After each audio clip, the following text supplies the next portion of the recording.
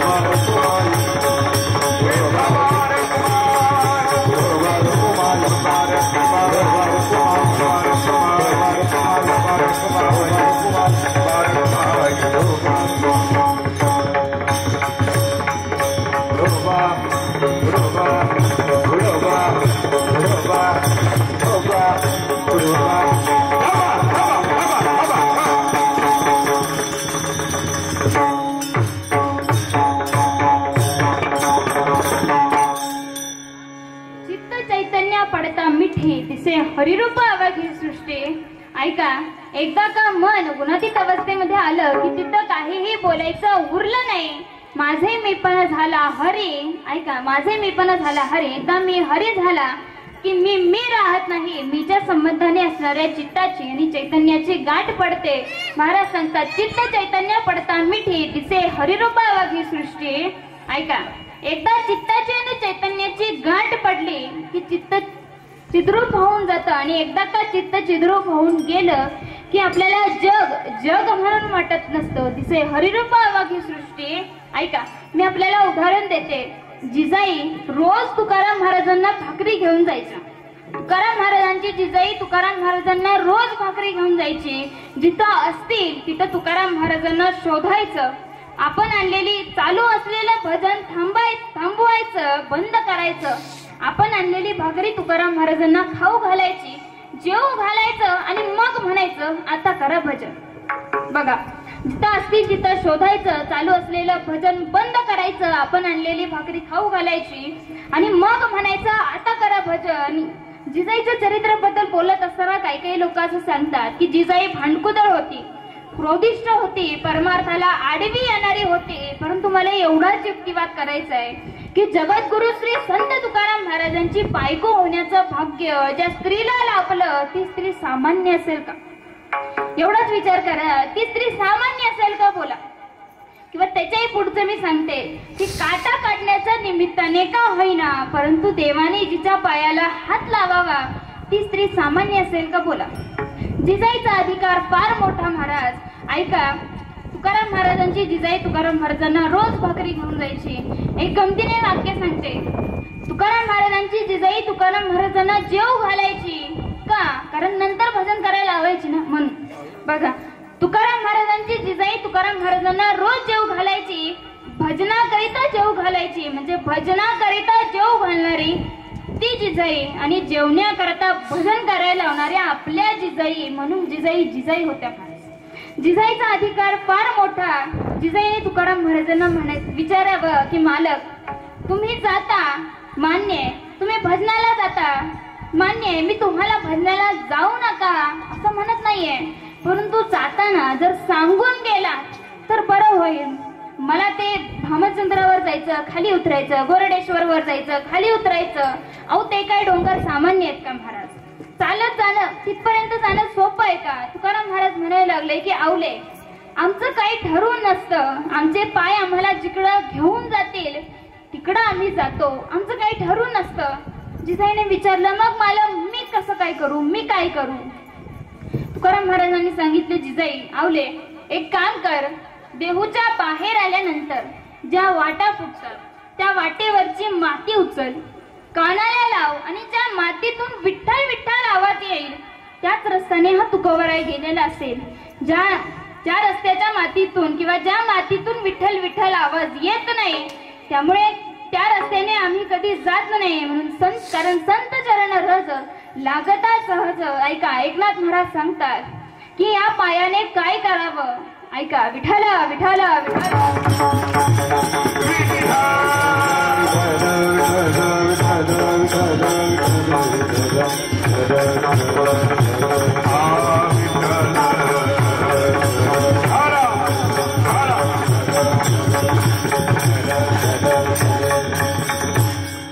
ऐका एकनाथ महाराज सांगतात की संत समागमी चालता. ऐका तीर्थयात्रा क्षेत्र गमनता का हरि कीर्तना जागरणा जाता का संत समागमी चालता का नृत्य करिता हरि कीर्तनी.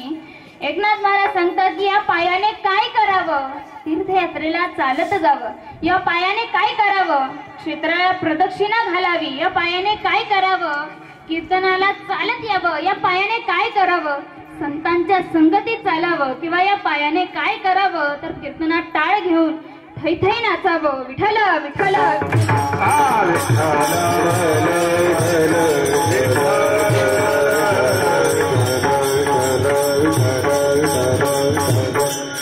ऐका जिजाईने ती माती घ्यायची, कानाला लावायची आणि जिजाई निघाल्या भामचंद्रावर जायला निघायला. कथा सगळ्याला माहिती आहे, फक्त त्या कथेला स्पर्श करून पुढे जाते.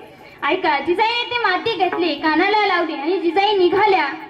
जात असताना त्यांच्या पायामध्ये भला मोठा काटा टोचला.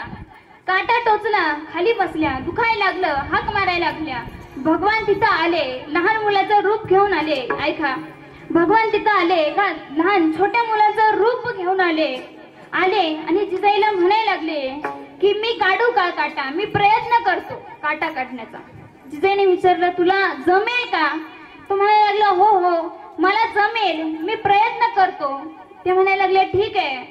त्या लहान मुलाने म्हणजे पांडुरंग परमात्म्याने तो काटा अलगद पद्धतीने काढला आणि काढल्यानंतर भला मोठा काटा त्याने काढला, अलगद पद्धतीने काढला. आणि काटा काढल्यानंतर जिजाईच्या मनात उगच आलं की अरे एवढा भला मोठा काटा आणि या लहान मुलाने अलगद पद्धतीने काढला, हा पांडुरंग तर नाही ना. असं जिजाईच्या मनात आल्या बरोबर देवाने रूप धारण केलं. ऐका देवाने रूप धारण केलं आणि जिजाईने मनातल्या मनातच विचार केला की याचं तोंड बघायचं नाही, फक्त बाकी काहीही करायचंय, फक्त याचं तोंड बघायचं नाही, याचं तोंड बघायचं नाही. म्हणून जिजाईने तोंड दुसरीकडे केलं, तिथं पण देव दिसायला लागला. तिसरीकडे तोंड केलं, तिथं पण देव दिसायला लागला. चौथीकडे तोंड केलं, तिथं पण देव दिसायला लागला. शेवटी जिजाईने कंटाळून डोळे बंद केले, आतही देव दिसायला लागला. डोळे उघडले, बाहेरही देव दिसायला लागला. ऐका देवाचं तोंड बघायचं नाही म्हणून तोंड इकडं केलं, तिकडेही देव दिसतोय. तिसरीकडे केलं, तिकडेही देव दिसतोय. चौथीकडे केलं, तिकडेही देव दिसतोय. आतही देव दिसायला लागला, बाहेरही देव दिसायला लागला. दिसे हरिरूप अवघी सृष्टी. विठाला विठाला.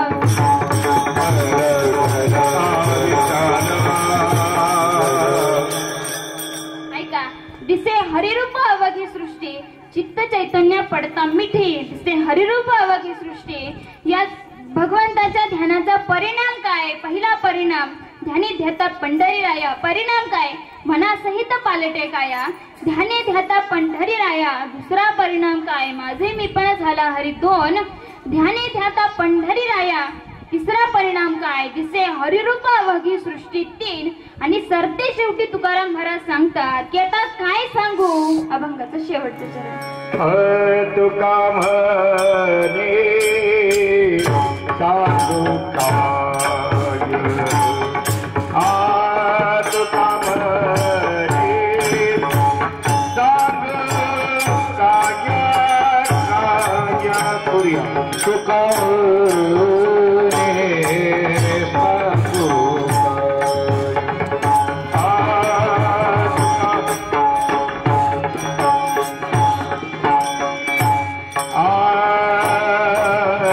तुका म्हणे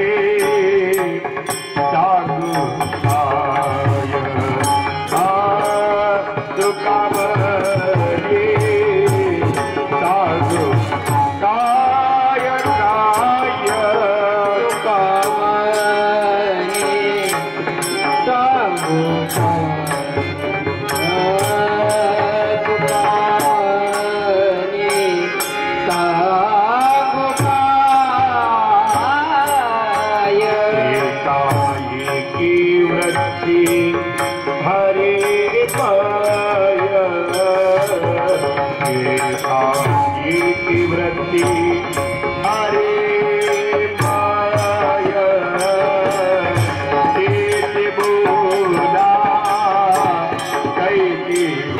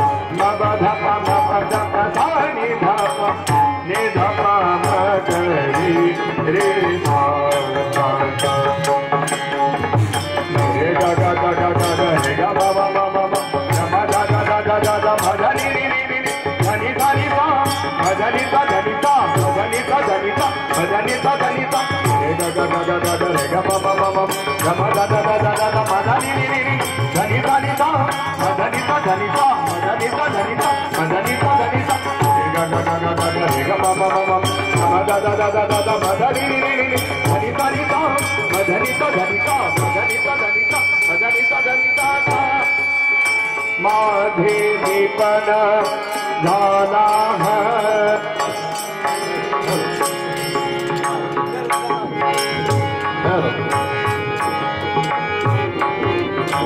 हा राग पुर्यावरून प्रिय रम धम पद मगरी करे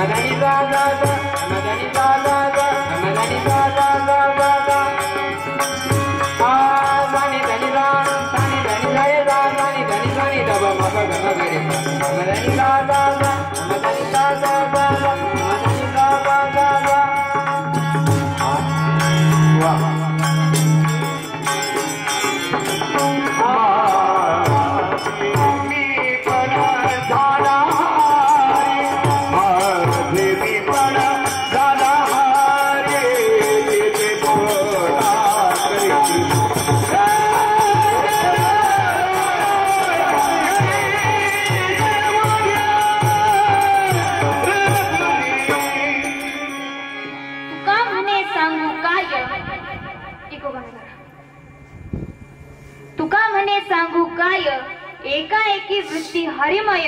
ऐका तुकाराम महाराज सांगतात की आता काय सांगू, आता एकाएकी वृत्ती हरिमय. ऐका आता वृत्ती ज्ञान गेलं आणि स्वरूप ज्ञानाची प्राप्ती झाली. जोपर्यंत देवाला पाहत नव्हतो तोपर्यंत वृत्ती ज्ञान ही एकदा का देवाला पाहिलं की स्वरूप ज्ञानाची प्राप्ती होते. ऐका मी आपल्याला उदाहरण देते. आपल्याला एक मानकोजी महाराज बोधले यांच्या चरित्रातली एक छोटीशी कथा सांगते. ऐका त्यांचं मूळ आडनाव जगताप, परंतु पांडुरंगाने बोध केला म्हणून बोधले आडनाव पडलं. त्यांच्या चरित्रात असं सांगितलं जातं की मानकोजी महाराज पूर्वी कधी काही पंढरपूरला जात नव्हते. पांडुरंगाच्या दर्शनाला पंढरपूरला कधीही ते जात नव्हते. परंतु त्यांचे मोठे भाऊ शिवाजी महाराज जगताप ते मात्र पंढरपूरला जायचे. प्रत्येक वारीला प्रत्येक एकादशीला पंढरपूरला ते जायचे. ऐका मानकोजी महाराजांकडे धामणगाव त्यांचं गाव होतं धामणगाव. तिथली पाटीलकी त्यांच्याकडे आल्यामुळे ते तिथंच राहायचे. गाव गाडा चालवायचे, अन्यायाच्या विरुद्ध लढायचे. शिवाजी महाराजांनी मानकोजी महाराजांना विचारायचं की चला मानकोजी एकदा पंढरपूरला चला. मानकोजी महाराज म्हणायचे की नाही दादा, हे पंढरपूर, हे वारी, एकादशी हे सगळं तुला, आम्हाला नको. आमचा गाव गाडा बरा आहे म्हटले. मानकोजी महाराज काही कधी जात नव्हते. अशी अनेक वर्ष याच्यातच गेली. अशी अनेक वर्ष गेली. शेवटी एका एकादशीला शिवाजी महाराजांनी मानकोजी महाराजांना विचारलं की चला मानकोजी एकदा पंढरपूरला येऊन तरी बघा. मानकोजी महाराजांनी विचारलं की दादा सारखा म्हणतो पंढरपूरला चला, पंढरपूरला चला, पंढरपूरला चला, परंतु पंढरपूरला आहे तरी काय? पंढरपूरला नेमका आहे तरी कोण जे सारखंच म्हणत असतो की पंढरपूरला चला, पंढरपूरला चला. आता शिवाजी महाराजांना प्रश्न पडला की याला काय उत्तर द्यायचं. शिवाजी महाराजांनी सांगितलं मानकोजी मला सांगा की या गावचे तुम्ही कोण आहात. मानकोजी महाराज म्हणले पाटील आहे. शिवाजी महाराज म्हणायला लागले की बरोबर मानकोजी, तुम्ही जसं एका गावाचे पाटील आहात तसा पाटलांचा पाटील पंढरपूरला आहे म्हणून पंढरपूरला जायचंय. आता ऐका मानकोजी महाराजांनी विचार केला की आपण तर एका गावचे पाटील, पाटलांचा पाटील कोण आहे हे पाहायला म्हणून पंढरपूरला आले. ऐका पाटलांचा पाटील बघायला म्हणून पंढरपूरला आले. चंद्रभागेमध्ये स्नान केलं आणि शिवाजी महाराज रांगेमध्ये उभा राहिले आणि मानकोजी महाराजांना सांगितलं मानकोजी उभा राहा. ते म्हणले रांगेमध्ये? शिवाजी महाराज म्हणले हो, इथला नियमच आहे, या पंढरपूरच्या पाटलाला भेटायचं असेल तर रांगेतूनच जावं लागतं. मानकोजी महाराज म्हणायला लागले दादा जमायचं नाही म्हटले. त्यांनी विचारलं का? शिवाजी महाराज म्हणायला लागले म्हणजे मानकोजी महाराज म्हणायला लागले की दादा एका गावचा पाटील दुसऱ्या गावच्या पाटलाला भेटायला गेला की त्या गावच्या पाटलाने बाहेर यायचं, गळ्यात हार घालायचा, आलिंगन द्यायचं आणि मग स्वागत करून आत घेऊन जायचं. शिवाजी महाराजांनी विचारलं मग मानकोजी तुमची काय इच्छा आहे? मानकोजी महाराजांनी सांगितलं की दादा या पंढरपूरच्या पाटलाने बाहेर यावं, माझ्या गळ्यात हार घालावा, मला आलिंगन द्यावं आणि मग मला आदराने स्वागताने आत घेऊन जावं. शिवाजी महाराजांनी डोक्यालाच हात घातला. आता इकडे येऊन उलट झालं म्हटलं. आता काय करायचं? मानकोजी महाराज काही आत यायला तयार नाही. शिवाजी महाराज म्हणायला लागले की मानकोजी असं होत नसतं, हा पंढरपूरचा पाटील कोणाही करिता बाहेर येत नसतो, याला भेटायला आत आणि रांगेतूनच जावं लागतं. मानकोजी महाराज म्हणले मग दादा आपण पण येत नसतो, आमच्या पाटीलकीमध्ये नियम आहे म्हटला, त्या पाटलाने बाहेर यायचं आणि मगच घेऊन जायचं, तो बाहेर येत नाही तर मग मी पण जात नसतो. आता काय करायचं? शिवाजी महाराज एकटेच गेले, आतमध्ये गेले, दर्शन घेतलं, बाहेर आले आणि मानकोजी महाराजांना म्हणायला लागले की मानकोजी पंढरपूरचा पाटील काही बाहेर येत नाही, तुम्ही काही त्याला भेटत नाही, तो काही तुम्हाला भेटत नाही, म्हणजे तुमच्या दोघांची भेट काही होत नाही, रद्द आहे. आता एक काम करा, तुम्ही माघारी माझ्यासोबत धामणगावला चला. मानकोजी महाराज म्हणायला लागले, नाही दादा, असं होत नसतं. आमच्या पाटीलकीमध्ये अजून एक नियम आहे म्हटले. नियम सगळे पाठवते यांना. आमच्या पाटीलकीमध्ये अजून एक नियम आहे म्हटले. एका गावचा पाटील दुसऱ्या गावच्या पाटलाला भेटायला गेल्यानंतर त्या गावच्या पाटलाला त्या दुसऱ्या गावच्या पाटलाला न भेटताच माघारी येणं हा पाटीलकीचा अपमान आहे म्हटले. असं होत नसतं. मग आता काय करायचं? मानकोजी महाराज म्हणले, दादा, जोपर्यंत हा पंढरपूरचा पाटील बाहेर येत नाही, मला भेटत नाही, तोपर्यंत मी माझ्या गावी धामणगावला सुद्धा माघारी येणार नाही. तिथंच राहायचं ठरवलं. एक दिवस, पहिला दिवस, पहिली रात्र, दुसरा दिवस, दुसरी रात्र, तिसरा दिवस आणि दुसरी मध्यरात्र. ऐका, पहिला दिवस, पहिली रात्र तिथंच राहायचं ठरलं. दुसरा दिवस आणि दुसरी तिसरी मध्यरात्र. त्या रात्री पंढरपूरचा पाटील हा धामणगावचा पाटील रावणामध्ये भरभरीत कपड्या अस्त्र आणि शस्त्रासोबत उभा होता. पंढरपूरचा पाटील त्या मध्यरात्री पंढरपूरचा पाटील खाली उतरतात. पांडुरंग परमात्मा खाली उतरतात, रावणात येतात, दोन्ही हात जोडतात आणि या धामणगावच्या पाटलाला म्हणायला लागले की, अरे धामणगावचा पाटला, आता तरी डोळे उघड, हा पंढरपूरचा पाटील तुला भेटायला आलाय. हे ऐकल्याबरोबर मानकोजी महाराजांनी डोळे उघडले आणि पाहतायत तर सुंदर ते ध्यान उभे विटेवरी असा देव त्यांच्या समोर होता. देवाला पाहिल्याबरोबर मानकोजी महाराजांनी आपली सगळी अस्त्रशस्त्र देवाच्या चरणात जवळ केली आणि सांगितलं, देवा, जोपर्यंत तुला पाहत नव्हतो तोपर्यंत मला मी कोणीतरी आहे असंच वाटत होतं, आणि एकदा का तुला पाहिलं की एकाएकी वृत्ती हरिमय. विठ्ठल विठ्ठल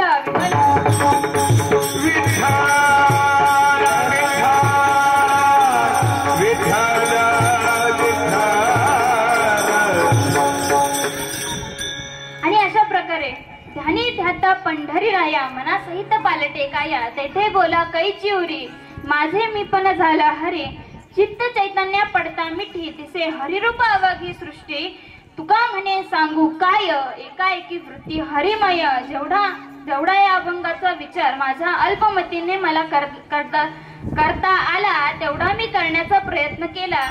जे काही बरोबर असेल ते माझ्या गुरुवर्यांचं, आणि जर चुकून एखादा अपशब्द मी बोलून गेले असेल तर तुम्ही मोठ्या मनाने मला माफ करा, एवढीच अपेक्षा. झालेली सेवा भगवंताच्या चरणी अर्पण करून आजच्या कीर्तनाच्या सेवेला पूर्ण विराम देते. ज्ञानेश्वर मावली नाराज माऊली तुकाराम,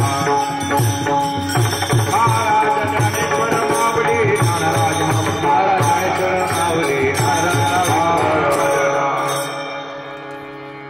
प्रथमतः म्हणजे माझे गुरुवर्य हिरामंतात्या सूर्यवंशी, संजय महाराज ढेकळे आणि सतीश महाराज खुमने यांच्या कृपा आशीर्वादाने खर तर आज मी या नारदाच्या गादीवरती उभी आहे.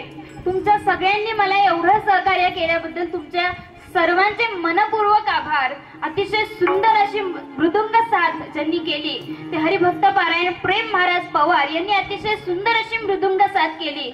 अतिशय सुंदर अशी गायन साथ त्यांनी केली ते आमचे हरिभक्त पारायण सतीश महाराज खोमने आणि गणेश महाराज. त्यांनी अतिशय सुंदर अशी गायनाची साथ केली. हार्मोनियम साथ अतिशय सुंदर अशी त्यांनी सुद्धा हार्मोनियम आमचे गुरुजी त्यांनी सुद्धा अतिशय सुंदर अशी हार्मोनियम साथ केली. आणि सगळ्यात महत्वाचं म्हणजे ही आजी संस्थेतली जी पोरं आहेत, मुलं आहेत या संस्थेतली, यांनी अतिशय सुंदर अशी, यांनी तर खूपच साथ केली. म्हणजे कीर्तनाला शोभा यांच्यामुळे खरं तर कीर्तन हा जो महोत्सव आहे, हा जो कीर्तनाची सेवा आहे, या कीर्तनाच्या सेवेला खरं तर या छोट्या छोट्या मुलांमुळेच शोभा येते. ऐका, या मुलांमुळे शोभा येते. आणि या सगळ्या मुलांसाठी गायनाचार्य, मृदुंगाचार्य आणि समस्त श्रोतेवृंद, गडाची वाडी किंवा आणखीन काही वाड्यातून आलेली असतील, तुमच्या सगळ्यांचे मनापासून आभार. आणि सगळ्यांसाठी एवढं सहकार्य केल्याबद्दल तुमच्या सगळ्यांसाठी जोरदार टाळ्या होऊन जाऊ द्यायच्या. ज्यांनी अतिशय सुंदर अशी माईक सिस्टम दिली,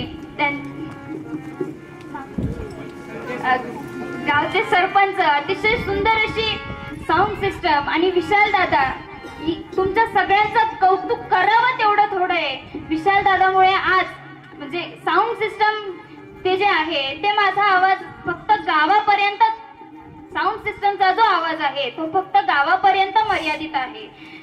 म्हणजे माझं कीर्तन अख्ख्या गावाला ऐकू जाईल यासाठी यांच्यामुळे तो आवाज अख्ख्या गावाला ऐकू जातोय आणि अख्ख्या महाराष्ट्राला माझा आवाज किंवा माझं हे जे काही कीर्तन आहे ते कीर्तन विशाल जाधव फोटोग्राफी, खर तर याच्यामुळे माझा आवाज अख्ख्या महाराष्ट्राभर पोहोचतोय. हे काम विशाल दादांनी केल्यामुळे आणि तुमच्या सगळ्यांचं मनपूर्वक आभार. आणि विशाल दादा आणि साऊंड सिस्टम सगळ्यांसाठी जोरदार टाळ्या. तुकाराम